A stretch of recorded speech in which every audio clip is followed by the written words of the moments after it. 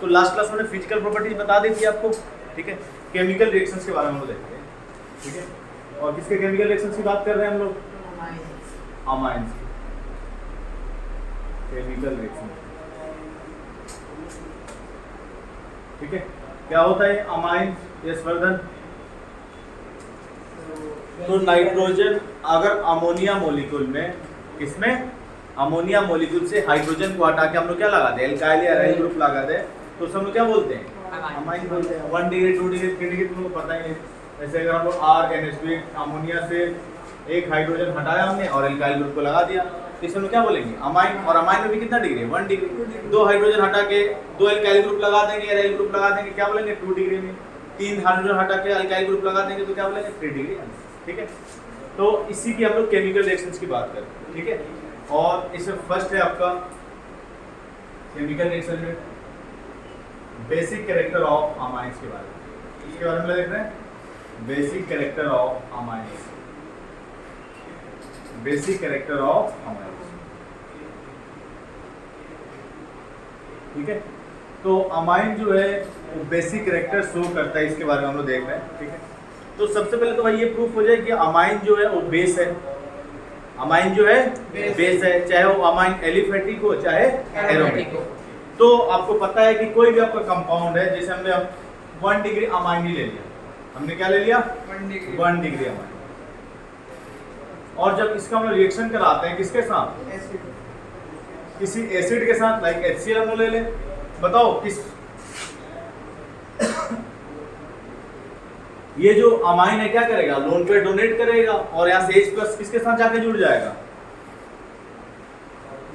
1 degree amine के साथ ये क्या बना देगा?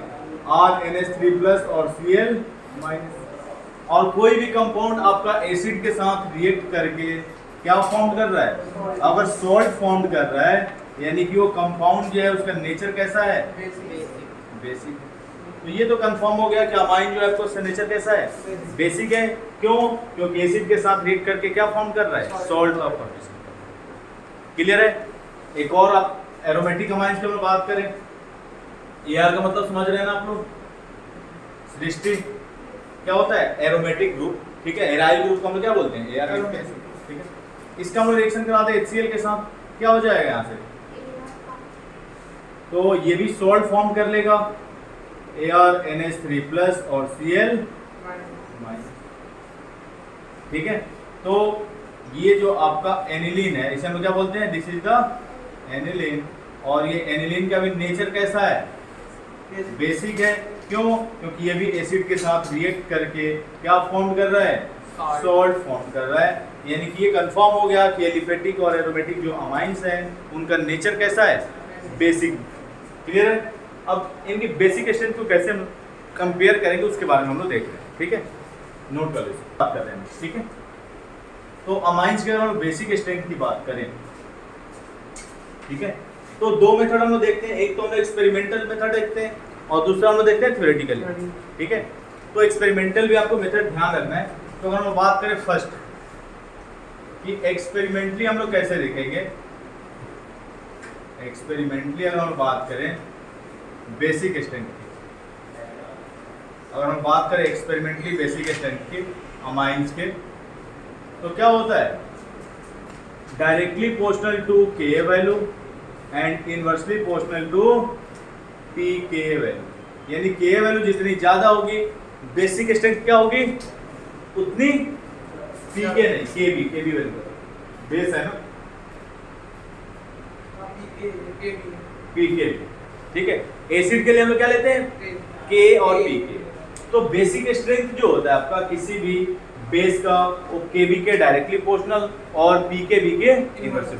यानी Kb की वैल्यू जितनी ज्यादा होगी बेसिक स्ट्रेंथ क्या होगी? उतनी ज्यादा। और Pkb की वैल्यू जितनी ज्यादा होगी बेसिक स्ट्रेंथ क्या होगी? उतनी ही कम। क्लियर है?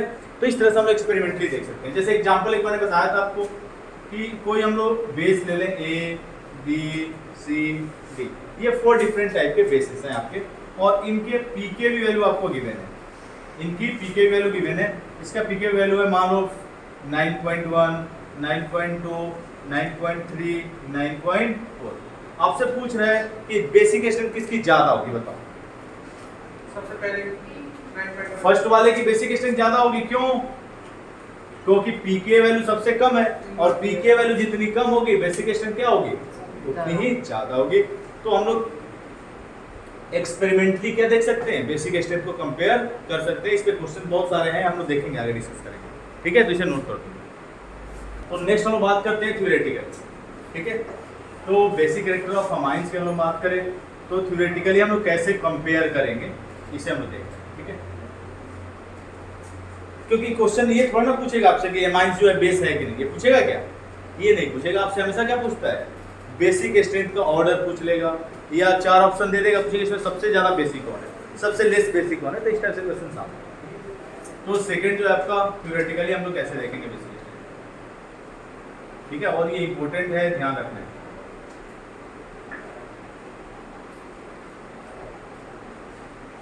थ्योरेटिकली अगर हम लोग देखना चाहें बेसिक स्ट्रेंथ की, अगर हम बात करें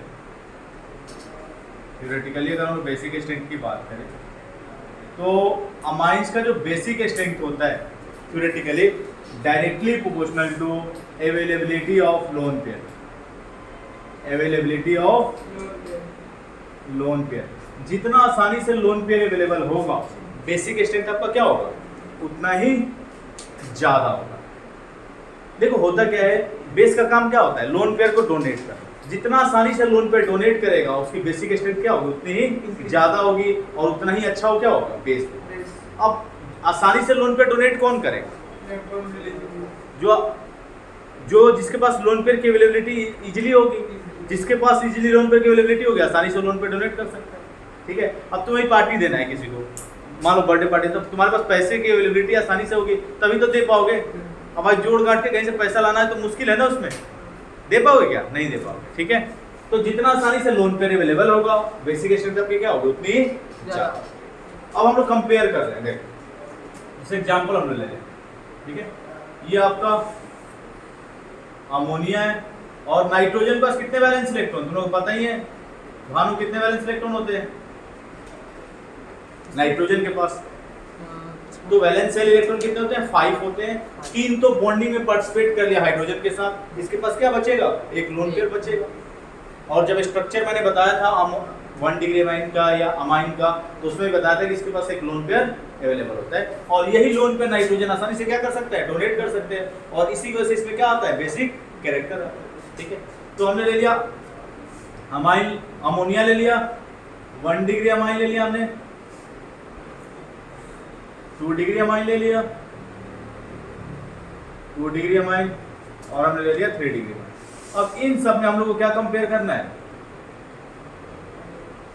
बेसिक स्ट्रेंथ कंपेयर करना है। अब ये लोन पेयर जितना आसानी से अवेलेबल होगा वो एक क्या होगा, अच्छा बेस होगा, क्लियर है?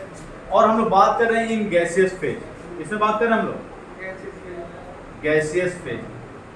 एक्वस फेज में कहानी जो हो जाती है चेंज, ठीक है? तुम ही लोग हवा में दौड़ रहे हो, मान लो धरती पे दौड़ रहे हो और पानी में दौड़ाया जाए तो तुम्हारा रफ्तार क्या हो जाएगा, चेंज हो जाएगा ना, मतलब वही कम ज्यादा कुछ हो सकता है, कम ही होगा लेकिन चेंज हो जाएगा ना। तो ऐसे ही आपका बेसिक कैरेक्टर, अगर हम अमाइंस की बात करें तो पानी में इसका बेसिक कैरेक्टर कुछ और होता है और गैसियस फॉर्म में कुछ और, क्लियर है? तो अभी जो हम बात करें किसकी बात कर रहे हैं, गैसियस फेज में बात, क्लियर है? आप लोग को अच्छे से पता होगा, एक बार नहीं कई बार मैंने बताया है कि all alkyl group are electron releasing group, all alkyl group are electron releasing group. जितने भी एल्काइल ग्रुप होते हैं सारे क्या होते हैं, इलेक्ट्रॉन रिलीजिंग ग्रुप होते हैं, क्लियर है? अब देखो यहाँ पे अगर हम लोग कंपेयर करें यहाँ से, तो यहाँ पे कोई इलेक्ट्रॉन रिलीजिंग ग्रुप है क्या, हाइड्रोजन ना ही इलेक्ट्रॉन विड्रॉइंग ग्रुप होता है ना ही इलेक्ट्रॉन रिलीजिंग ग्रुप, यानी कि इसके लोन पेयर की अवेलेबिलिटी नहीं बढ़ रही है नहीं घट रही है। अगर हम लोग बात करें 1 डिग्री अमाइन की, इसकी बात करें 1 डिग्री अमाइन की, तो 1 डिग्री अमाइन में देखेंगे आप कि नाइट्रोजन के साथ क्या लगा हुआ है, एक इलेक्ट्रॉन रिलीजिंग ग्रुप लगा हुआ है। क्या लगा हुआ है, एक इलेक्ट्रॉन रिलीजिंग ग्रुप, जो लोन पेयर की अवेलेबिलिटी को क्या कर रहा है, बढ़ा रहा है। भाई जिसके पास लोन पेयर पहले से है और आप उस पर और इलेक्ट्रॉन रिलीज करेंगे तो लोन पेयर की अवेलेबिलिटी क्या होगी, बढ़ेगी। तो ये लोन पेयर की अवेलेबिलिटी को क्या कर रहा है, बढ़ा रहा है। 2 डिग्री अगर अमाइन में हम बात करें, अगर हम 2 डिग्री अमाइन में बात करें तो 2 डिग्री अमाइन में आप लोग देखेंगे कि यहाँ पे लोन पेयर की अवेलेबिलिटी दो ऐसे इलेक्ट्रॉन लीजिंग ग्रुप लगे हुए हैं जो लोन पेयर की अवेलेबिलिटी को क्या कर रहे हैं, इंक्रीज कर रहे हैं। क्लियर है। और अगर हम लोग 3 डिग्री अमाइन में बात करें तो कितने इलेक्ट्रॉन लीजिंग ग्रुप लगे हुए हैं आयुष, किसी की याद आ रही है क्या तुम्हें? आज तो बहुत याद कर रहे हो तुम, ठीक है, हवा महल घूम रहे हो आजकल यादों में, ठीक है। तो ये कितना डिग्री अमाइन है, 3 डिग्री अमाइन है। और 3 डिग्री अमाइन में तुम लोग देख रहे हो कितने इलेक्ट्रॉन लीजिंग ग्रुप लगे हुए हैं, 3 इलेक्ट्रॉन लीजिंग ग्रुप। अब बताओ आसानी से लोन पेयर की अवेलेबिलिटी कहाँ होगी, 3 डिग्री में। क्योंकि देखो यहाँ पे 3 इलेक्ट्रॉन लीजिंग ग्रुप, जबकि यहाँ पे 2 ही लगे हुए हैं, जबकि यहाँ पे 1 ही लगे हुए। आपकी को किस पैसा देना है, चाहे बर्थडे में अपना खर्च करना है, पापा भी पैसा दे दिया आपको खर्च करने, मम्मी भी, भाई भी, बहन भी, तो उसमें आप अच्छे से खर्च कर पाएंगे ना। कि आपके पास पैसे की अवेलेबिलिटी जो है वो क्या है, बहुत ज़्यादा है, लेकिन अब कोई पैसा दे ही नहीं रहा आपको बर्थडे पार्टी देने के लिए, खर्च करने के लिए, तो उस समय क्या होगा आपका, इसकी हालत हो जाएगी। ठीक है, तो इसकी बेसिक स्ट्रेंथ क्या होगी अमोनिया की, सबसे कम। तो सबसे ज्यादा जो बेसिक होगा 3 डिग्री, फिर 2 डिग्री, फिर 1 डिग्री, फिर आपका कौन सा होगा, अमोनिया। तो यहाँ पे लिख दे रहा हूँ, in gaseous phase 3 degree amine सबसे ज्यादा बेसिक होता है, फिर 2 डिग्री, फिर 1 डिग्री, और फिर आपका होता है अमोनिया मॉलिक्यूल जो सबसे लेस बेसिक होता है। और ये हम लोग बात कर रहे हैं बेसिक स्ट्रेंथ की in gaseous phase. Basic strength की बात करें हम लोग इसमें पूरा लिख रहा हूँ, basic strength gaseous phase. Clear है ना। तो इस तरह से आप बेसिक स्ट्रेंथ को कंपेयर कर सकते हैं गैसियस फेज में किसी भी एलिफेटिक अमाइन से। ठीक है, कोई डाउट है इसमें? यानी जितना आसानी से लोन पेयर अवेलेबल होगा उतना ही अच्छा क्या होगा पेज, नोट करो। तो नेक्स्ट अगर हम बात करें, अब तो क्वेश्चन अगर ये आ जाए आपसे पूछ ले, एग्जांपल ले लेते हैं। और हमने 1 डिग्री अमाइन ले लिया, this is the 1 degree amine, 1 degree amine. और यहां पर ले लिया अमाइड, ले लिया हमने एसिड अमाइड। क्या ले लिया हमने, एसिड अमाइड। अब आपसे पूछे कि अमाइन और अमाइड में किसकी बेसिक स्ट्रेंथ ज्यादा होगी, आपको बता सकते हो? तो देखो अब समझोगे तुम लोग, ये लोन पेयर जितना आसानी से डोनेट करेगा नाइट्रोजन उतना ही अच्छा क्या होगा, बेस होगा। अब देखो यहाँ पे क्या लगा हुआ है, एक इलेक्ट्रॉन लीजिंग ग्रुप, यानी ये कहीं ना कहीं इसके लोन पेयर की अवेलेबिलिटी को क्या कर रहा है, इंक्रीज कर रहा है। ठीक है, यानी अगर कोई भी इलेक्ट्रॉन लीजिंग ग्रुप लगे हुए हैं यानी बेसिक स्ट्रेंथ को आपका क्या करेगा, बढ़ाएगा। यहाँ अगर हम बात करें, यहाँ अगर हम बात करें तो देखो तुम लोग को रेजोनेंस का कंडीशन बताया था मैंने, पाई सिग्मा पाई। अगर अल्टरनेट पाई बॉन्ड प्रेजेंट है यानी उसमें रेजोनेंस होगा, कंजुगेशन होगा। और एक कंडीशन बताया था pi sigma lone pair, pi sigma positive charge, pi sigma negative charge. ये सारे किसके कंडीशंस हैं, रेजोनेंस के कंडीशंस है। कौन बंद करो, देखो पाई सिग्मा लोन पेयर, क्या ये लोन पेयर जो है रेजोनेंस में पार्टिसिपेट कर रहा है, किसमें पार्टिसिपेट कर रहा है, रेजोनेंस में। अब मान लो तुम्हें रूम से बाहर जाना है, ठीक है, अब आयुष को भानु पकड़ ले, यहाँ से हाथ पकड़ के रोक ले, तो आयुष आसानी से जा पाएगा क्या बाहर, जाएगा लेकिन बहुत मशक्कत करना पड़ेगा। ठीक है, लेकिन अगर कोई मान लो धक्का देंगे चलो बाहर निकलो, तो और आसानी से क्या हो सकता है, बाहर हो सकते हो। ठीक है, अब इसका लोन पेयर जो है पाई बॉन्ड के साथ क्या कर लिया, रेजोनेंस कर लिया, और रेजोनेंस में पार्टिसिपेट कर लिया, तो ये पाई बॉन्ड की वजह से क्या हो गया, होल्ड हो गया। अब यहां से इस लोन पेयर को निकालना क्या होगा, डिफिकल्ट होगा गधे, क्योंकि रेजोनेंस स्टेबलाइज है। और इसीलिए अमाइन का जो बेसिक स्ट्रेंथ होता है वो ज्यादा होता है किससे, यानी इसका हम लोग फर्स्ट ले लें, ये आपका सेकंड है, तो फर्स्ट वाले की बेसिक स्ट्रेंथ क्या होगी, हमेशा अमाइन की बेसिक स्ट्रेंथ हमेशा ही अमाइड से क्या होगी, ज्यादा होगी। ये बेसिक स्ट्रेंथ आपको ध्यान रखना है। क्लियर है। तो कहीं भी अमाइन है और अमाइड है तो आपका बेसिक स्ट्रेंथ हमेशा किसका ज्यादा होगा, 1 डिग्री अमाइन हो, 2 डिग्री अमाइन हो, 3 डिग्री अमाइन हो, अमाइन की बेसिक स्ट्रेंथ ज्यादा होगी, चाहे 1 डिग्री हो, 2 डिग्री हो या 3 डिग्री। क्लियर है। रीजन आपसे पूछे बता सकते हैं ना, due to resonance stabilized lone pair amide है लेस बेसिक देन। क्लियर है। नेक्स्ट एक और क्वेश्चन लेता हूं, देखो समझोगे, पहले लिखो नहीं, पहले समझ लो, फिर से लिख लेना। यहां पर मैंने ले लिया अमाइन, ले लिया 1 डिग्री, 2 डिग्री, 3 डिग्री, कोई भी अमाइन ले लो। आपको पता है अमाइन में एल्काइल ग्रुप लगा हुआ है, इलेक्ट्रॉन लीजिंग ग्रुप है। और यहाँ पे हमने ले लिया, यहाँ पे ले लिया हमने एलिफेटिक अमाइन। क्या ले लिया हमने? एलिफेटिक। एलिफेटिक अमाइन कब बोलेंगे आयुष? जब नाइट्रोजन हटा के एल्काइल ग्रुप लगा देंगे तो उसमें क्या बोलेंगे? Aliphatic amine. अब यहां से नाइट्रोजन हटा के अमोनिया मॉलिक्यूल में हमने क्या जोड़ दिया? नाइट्रोजन हटा के हमने क्या जोड़ दिया? बेंजीन रिंग लगा दिया, राइल ग्रुप लगा दिया। तो इसमें क्या बोलेंगे? This is the aromatic amine, और इसको हम एनिलीन बोलते हैं। This is the aromatic amine. और इस एरोमेटिक अमाइन का नाम क्या है? आपको पता ही है, इसे हम क्या बोलते हैं? एनिलीन। और आईयूपीसी नेम भी इसका एनिलीन है। आईयूपीसी ने इस नेम को एक्सेप्ट कर लिया। ठीक है। अब आपसे पूछे कि बताओ कौन ज्यादा बेसिक होगा? बताओ। फिर से वही कहानी, पाई सिग्मा लोन पेयर। यहाँ जो लोन पेयर है वो पाई के साथ क्या कर रहा है? रेजोनेंस कर रहा है। जबकि यहाँ पे पाई, यहाँ पे कोई रेजोनेंस है क्या? नहीं। जबकि एक और इलेक्ट्रॉन लीजिंग ग्रुप अलग से मिल रहा है इसको, जो लोन पेयर की अवेलेबिलिटी को क्या कर रहा है? इंक्रीज कर रहा है। तो एलिफेटिक अमाइन की बेसिक स्ट्रेंथ हमेशा ही ज्यादा होती है किससे? एरोमेटिक अमाइन से। ये चीज ध्यान रखना है। एलिफेटिक अमाइन की बेसिक स्ट्रेंथ जो होगी हमेशा ही ज्यादा होगी किससे? एरोमेटिक अमाइन से। तो ये तुम लोग बेसिक स्ट्रेंथ जब भी आपसे पूछे एलिफेटिक एरोमेटिक अमाइन की, तो ये तुम लोग कंपेयर कर सकते हो कि एलिफेटिक अमाइन का बेसिक स्ट्रेंथ जो होगा वो हमेशा ही क्या होगा? ज्यादा किससे? एरोमेटिक से। तो इस टाइप के क्वेश्चंस आ जाते हैं। जरूरी नहीं कि आपको सिर्फ एलिफेटिक दे दे, उसमें एरोमेटिक कंपाउंड डाल देगा। तो एरोमेटिक का एलिफेटिक से सबसे कम कर दो, बाकी अपने एलिफेटिक वाले को आपस में। क्लियर है? नेक्स्ट हम देखते हैं। तो ये सारी चीजें हम लोग गैसियस फेज में और हम बात करें तो 1 डिग्री 2 डिग्री 3 डिग्री अमाइन में हमने देखा था कि 3 डिग्री अमाइन की बेसिक स्ट्रेंथ क्या होगी? सबसे ज्यादा। और 1 डिग्री की क्या होगी? सबसे कम। और 1 डिग्री से भी कम किसका होगा? Ammonia molecule. ठीक है। अब हम लोग बात कर रहे हैं इन एक्वस फेज। किसमें बात कर रहे हैं हम लोग? In aqueous phase. अगर हम बात करें तो हम लोग बात कर रहे हैं इन एक्वस फेज। देखो ध्यान रखोगे, इस पे क्वेश्चन कई बार आए हुए हैं। ठीक है। अगर हम लोग इंपॉर्टेंट है इन एक्वस फेज अगर हम लोग बात करें, और याद रखने का तुमको ट्रिक भी बता दूंगा जिससे तुमको गलती नहीं होगा। क्या इन एक्वस फेज हम लोग बात करें तो ये क्या है आपका? अमोनिया है। ये कितना डिग्री अमाइन है? This is the 1 degree amine. ये तो आपका अमोनिया है, लिख लो अमोनिया। और ये आपका कितना डिग्री अमाइन है भानु? 2 डिग्री। क्यों 2 डिग्री है? तो वो है अल्काइल ग्रुप, क्योंकि नाइट्रोजन के पास क्या लगे हुए हैं? 2 एल्काइल ग्रुप लगे हुए हैं। 2 हाइड्रोजन निकाल के हमने 2 एल्काइल ग्रुप लगा दिया, तो क्या हो गया? 2 डिग्री में।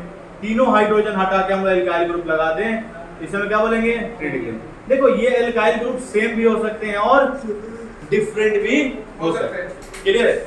अब इनमें हम लोग को बेसिक स्ट्रेंथ को कंपेयर करना है, लेकिन किस फेज में? सृष्टि एक्वस फेज। क्लियर है? अब देखो समझोगे, लिखोगे नहीं। अगर हम लोग एक्वस फेज में हम लोग बात करें तो अगर R की जगह देखो, R की जगह क्या हो? कोई मिथाइल ग्रुप लिख दे रहा हूं, this is the methyl. R की जगह क्या लगा हो? Methyl group. और R की जगह मिथाइल नहीं लग के कोई इथाइल के अलावा कोई और भी एल्काइल ग्रुप हो सकते हैं। इथाइल या any other alkyl group. Ethyl या एनी अदर एल्काइल। अब इसमें आपको अगर बेसिक स्ट्रेंथ कंपेयर करनी है, यहाँ पे देख लो भानु, यहाँ R की जगह क्या हो? मिथाइल। R की जगह क्या हो? मिथाइल हो। उस केस में आपका बेसिक स्ट्रेंथ क्या होगा? In aqueous medium. तो देखो याद रखने का ट्रिक, रीजन भी मैं बता दूंगा अभी, लेकिन पहले याद रखने का ट्रिक तुम लोग समझ लो। 2 डिग्री जो अमाइन है, 2 डिग्री जो अमाइन है उसका बेसिक स्ट्रेंथ सबसे ज्यादा कर लो, चाहे वो मिथाइल हो, चाहे वो इथाइल या कोई एनी अदर एल्काइल हो। 2 डिग्री समझ। मिथाइल के अलावा कोई भी एल्काइल ग्रुप हो तो 2 डिग्री सबसे ज्यादा, या मिथाइल हो तो भी 2 डिग्री सबसे ज्यादा। तो ये तुम लोग कर सकते हो। इन एक्वस फेज आपको सबसे ज्यादा बेसिक स्ट्रेंथ किसका रखना है? 2 डिग्री अमाइन। अब देखो, अब प्रॉब्लम आपको किसमें? और अमोनिया का तो सबसे कम होगा, अमोनिया का सबसे कम। अब हम लोग को 1 डिग्री और 3 डिग्री में देखना है। बताओ मिथाइल और इथाइल में छोटा ग्रुप कौन है? मिथाइल। और 3 और 1 में छोटा कौन है? 1। सो मिथाइल ग्रुप छोटा है तो भाई छोटा वाला ज्यादा होगा और बड़ा वाला कम होगा, और अमोनिया तो सबसे लास्ट में रखना है। क्लियर है? और इथाइल और मिथाइल में बड़ा कौन है? Ethyl group. और 1 और 3 में बड़ा कौन है? 3। तो बड़ा जो है भाई उसको बड़ा रखना है, छोटा ग्रुप में छोटा वाले को रखना है, बड़ा ग्रुप में बड़े वाले। 3 डिग्री और फिर कौन बचा? 1 डिग्री और अमोनिया तो सबसे लास्ट में रहेगा। क्या भूलोगे तुम लोग कभी? नहीं। ये आपको ध्यान रखना है, 2 डिग्री को ज्यादा करना है। अगर छोटू ग्रुप तो छोटू ग्रुप पहले, बड़ा ग्रुप तो बड़ा ग्रुप पहले। क्लियर है ना? आसान है। अब इसका रीजन मैं बता दूं, ये चेंजेस क्यों आता है। तो इसका रीजन है ये ऑर्डर चेंज होने का, क्योंकि एक्चुअल में होना क्या चाहिए था? 3 डिग्री सबसे ज्यादा बेसिक, फिर 2 डिग्री, फिर 1 डिग्री। लेकिन ये जो ऑर्डर में डेविएशन आया, ये जो ऑर्डर में चेंजेस आया, इसका रीजन है steric hindrance to H2, SH2H2 हम लोग इसको बोलते हैं, steric hindrance to H2, steric hindrance to H2। होता क्या है कि 1 डिग्री जो अमाइन है हाइड्रोजन बॉन्डिंग करके काफी स्टेरिक हिंड्रेंस हो जाता है, जिसकी वजह से ये ऑर्डर क्या हो जाता है? चेंज हो जाता है। क्या हो गया? ठीक है, तो इतना तुम नोट करो। तो आप लोग कंपेयर कर सकते हैं बेसिक स्ट्रेंथ को। ठीक है, अभी हम लोग क्वेश्चंस करेंगे, एनसीईआरटी में बहुत सारे क्वेश्चंस दे रखा है इस बेसिक स्ट्रेंथ के ऊपर, और आसान से क्वेश्चंस है, इसको हम डिस्कस करेंगे। ठीक है, नेक्स्ट हम बात करते हैं एरोमेटिक अमाइंस की, एनिलीन की हम लोग बेसिक स्ट्रेंथ की बात करें। तो लिख लो basic strength of aniline, basic strength of aniline. भानु पेज साइड करो, बेसिक स्ट्रेंथ ऑफ एनिलीन। तो देखो, चाहे एनिलीन हो चाहे आपका क्या हो, एलिफेटिक अमाइन हो, ठीक है, सब में बेसिक स्ट्रेंथ क्या होता है? लोन पेयर की अवेलेबिलिटी के डायरेक्टली प्रोपोर्शनल। जितना आसानी से लोन पेयर अवेलेबल होगा उसकी बेसिक स्ट्रेंथ क्या होगी? उतनी ज्यादा। ठीक है, तो हम लोग बात कर रहे हैं बेसिक स्ट्रेंथ ऑफ एनिलीन की या aromatic amine, basic strength of aromatic amine, aromatic amines की हम बात कर रहे हैं। ठीक है, और एरोमेटिक अमाइंस के अंदर कौन आता है? आपका एनिलीन। क्लियर है?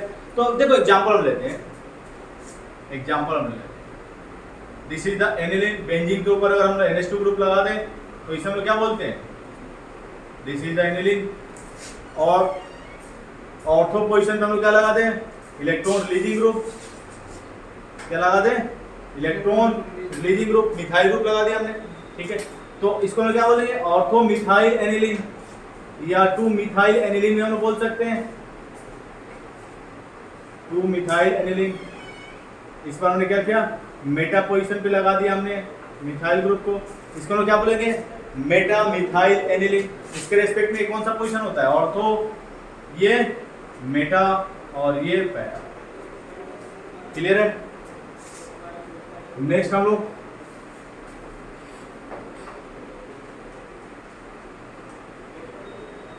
पैरा पोजीशन पे हमने क्या करते हैं? मिथाइल ग्रुप का। देखो इसके हम लोग बेसिक स्ट्रेंथ की बात कर रहे हैं। देखो सब में इलेक्ट्रॉन रिलीजिंग ग्रुप लगे हुए हैं, फर्स्ट को अगर हम लोग छोड़ दें तो बाकी सब में क्या लगे हुए हैं? इलेक्ट्रॉन रिलीजिंग ग्रुप लगे हुए हैं। क्या लगे हुए हैं? Electron releasing. अगर हम लोग बेसिक स्ट्रेंथ का एक्सपेक्टेड ऑर्डर की बात करें, बेसिक स्ट्रेंथ की क्या करें हम लोग? एक्सपेक्टेड ऑर्डर की। इन सब की बेसिक स्ट्रेंथ हम लोग देख रहे हैं और बेसिक स्ट्रेंथ का हम लोग एक्सपेक्टेड ऑर्डर देख रहे हैं। एक्सपेक्टेशन क्या है आपका? मतलब एक्सपेक्टेड क्या होना चाहिए? तो बताओ क्या होना चाहिए? आपको पता है कि मेटा पे हमेशा क्या लगता है? Weak effect. और ऑर्थो पैरा पे क्या लगता है?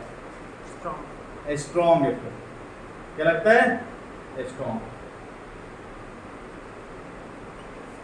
क्लियर है? तो ये तो कंफर्म है भाई कि फर्स्ट वाले में कोई इलेक्ट्रॉन रिलीजिंग ग्रुप नहीं है, बाकी सब में इलेक्ट्रॉन रिलीजिंग ग्रुप लगे हुए हैं। यानी कि सेकेंड, थर्ड और फोर्थ की हम बात करें तो फर्स्ट से क्या होगा?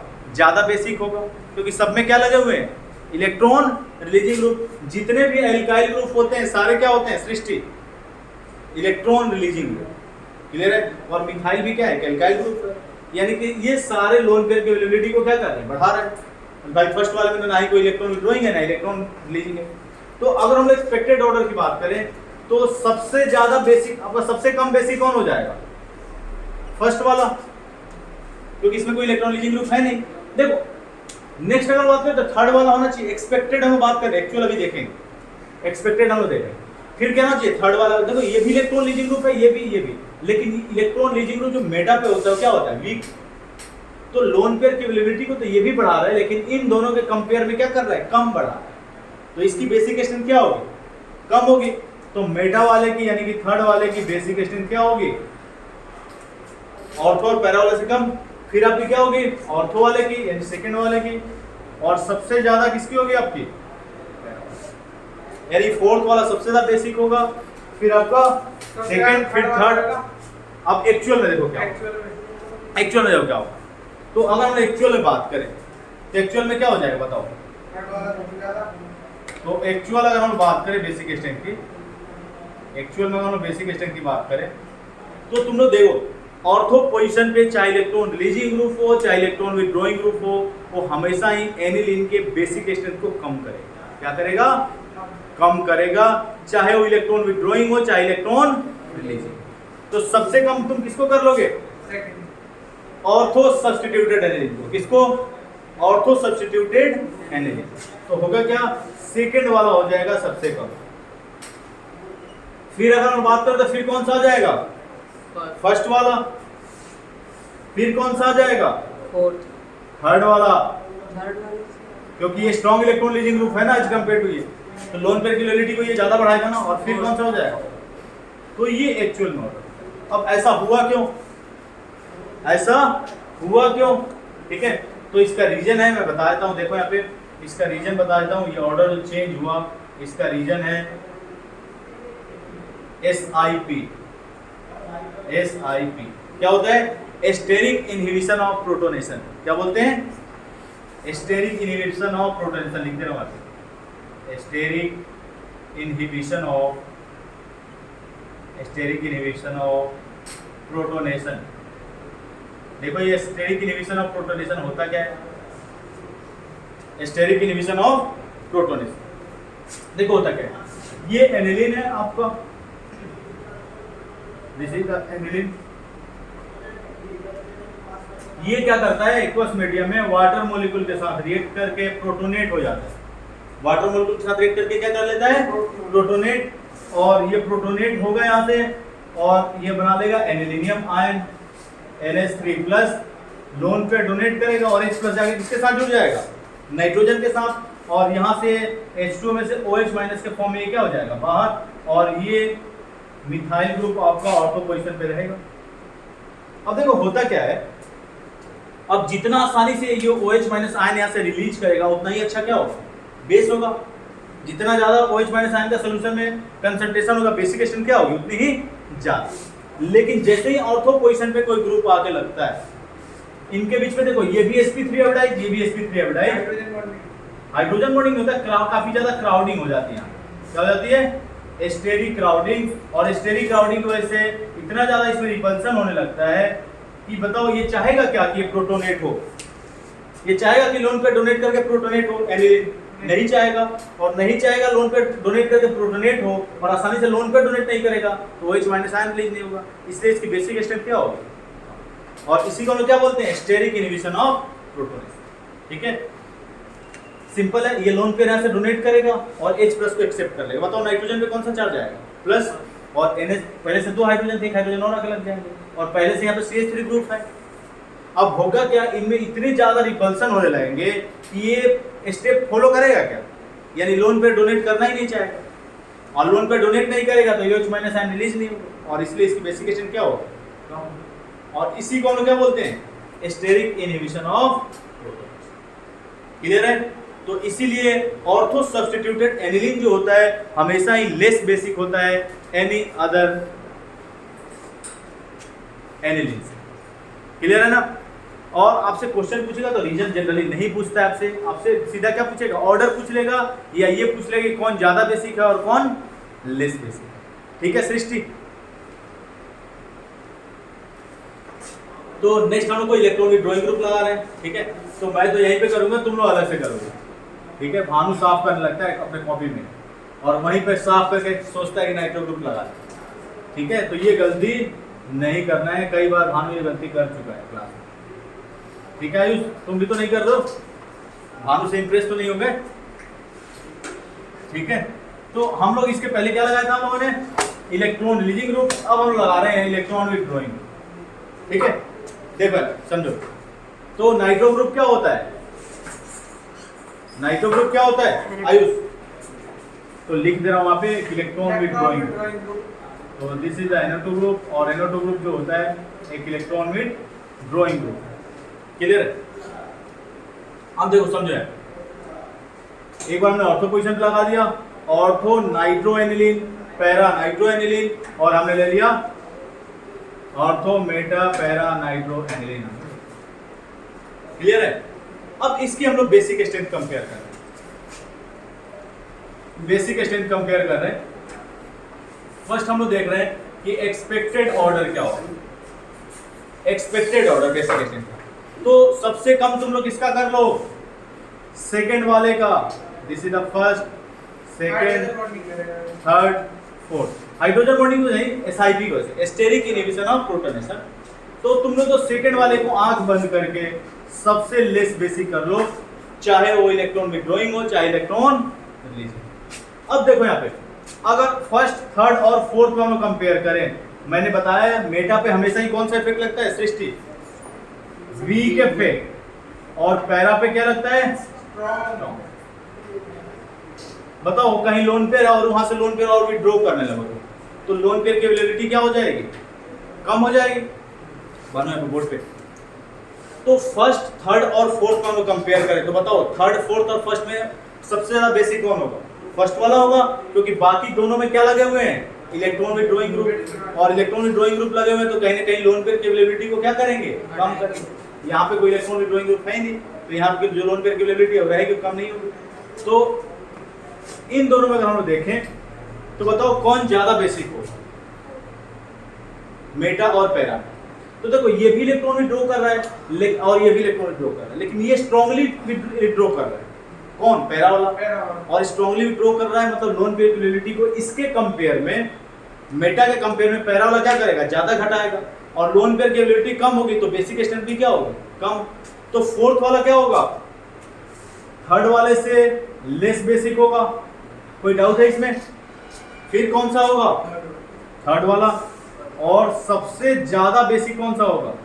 फर्स्ट वाला। तो इस तरह से आप बेसिक, ये एक्चुअल मैंने बता दिया, ये एक्चुअल में ही होगा, एक्सपेक्टेड नहीं, ये एक्चुअल ऑर्डर हो जाएगा। ठीक है, और आपको एक्चुअल में ही याद है। क्लियर है ना? तो इस तरह से हम बेसिक स्ट्रेंथ को क्या कर सकते हैं? कंपेयर कर सकते हैं। अगर इलेक्ट्रॉन विथड्रॉइंग ग्रुप है तो बेसिक स्ट्रेंथ बढ़ेगा, अगर इलेक्ट्रॉन रिलीजिंग ग्रुप है तो बेसिक स्ट्रेंथ। क्लियर है? और नाइट्रो ग्रुप क्या होता है? इलेक्ट्रॉन विथड्रॉइंग ग्रुप, इसलिए बेसिक स्ट्रेंथ को क्या करेगा? कम। सिस्टिक कंफ्यूजन है? ठीक है, सब ग्रेड करोगे। ठीक है, क्वेश्चन नंबर 13.4। ठीक है, एक्सरसाइज का क्वेश्चन नंबर 13.4 एनसीईआरटी। ठीक है, ये हो गया ना? ये समझ में आ गया ना? तो कहीं भी एनिलीन का आपको बेसिक स्ट्रेंथ कंपेयर करना है, अगर आपको सब्स्टिट्यूटेड एनिलीन है तो उसका बेसिक स्ट्रेंथ क्या करना है? सबसे कम। रीजन क्या होगा? SIP, steric inhibition of protonation. ठीक है, 13.4 क्या लिखा हुआ है? तो एक्सरसाइज का क्वेश्चन नंबर है 13.4। ये ओल्ड बुक है, जो पुरानी वाली बुक है। नई वाली बुक में 9.4 होगा। ठीक है, नई वाली बुक में क्वेश्चन नंबर क्या होगा? 9.4। और ये ओल्ड बुक में क्या होगा? 13.4। तो इसे ध्यान रखना। ठीक है, तो इसमें लिखा हुआ है arrange the flowing, arrange the following, arrange the following, arrange the flowing. First question है, क्या है भानु? पढ़ना एक बार question. In decreasing order of the KPG values. KPB गधे PKB हाँ, sorry. गधे। Yeah, PKB values. In decreasing order of the PKB value, in the decreasing order, in decreasing order, in decreasing order of the PKB value, of the PKB value। देखो आ गया ना experimental data, जो हमने किया था experimentally, ठीक है। तो इसमें पीके वैल्यू का ऑर्डर बताना है, decreasing order. Increasing order of basic क्या?